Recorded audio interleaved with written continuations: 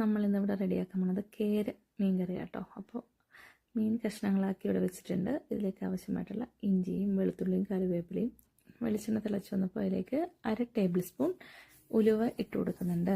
അത് പൊട്ടി വന്നപ്പോൾ അതിലേക്ക് ഞാൻ വെളുത്തുള്ളിയും ഇഞ്ചിയും കറിവേപ്പിലയും കൂടി ഇട്ട് കൊടുത്ത് നന്നായിട്ട് ഇളക്കി കൊടുക്കുന്നുണ്ട്.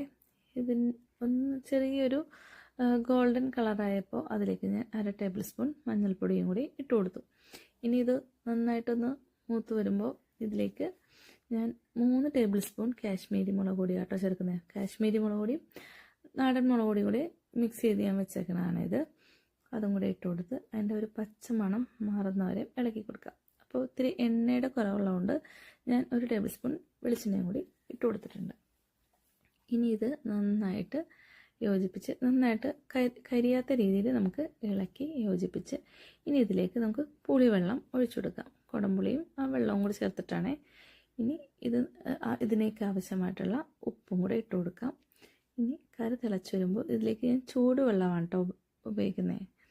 കറിയിലേക്ക് പെട്ടെന്ന് കേടാവും, അതുകൊണ്ട് തന്നെ ഞാൻ ചൂടുവെള്ളമാണ് ഉപയോഗിക്കുന്നത്. ഇനി നമുക്ക് മീൻ കഷ്ണങ്ങൾ ഇട്ട് കൊടുക്കാവേ. മീൻ കഷ്ണങ്ങൾ ഇട്ട് കൊടുത്ത് ഇതൊന്ന് ചിറ്റിച്ച് വെക്കണം കേട്ടോ. എല്ലാ കഷ്ണത്തിലേക്കും അതിൻ്റെ എരിവും ഉപ്പും പുളിയൊക്കെ പിടിക്കാൻ വേണ്ടിയിട്ടാണ് അങ്ങനെ ചെയ്യുന്നത്.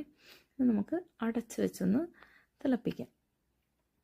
തിളച്ച് കഴിഞ്ഞ് കറി നന്നായി കുറുകി വറ്റിയിട്ടുണ്ട്. ഇതിലേക്ക് 1/2 ടേബിൾ സ്പൂൺ ഉലുവ പൊടിയും കുറച്ച് വെളിച്ചെണ്ണയും കറിവേപ്പിലയും ചേർത്ത് നന്നായിട്ട് ഒന്നും കൂടെ പതിയെ തിളപ്പിച്ചെടുക്കും.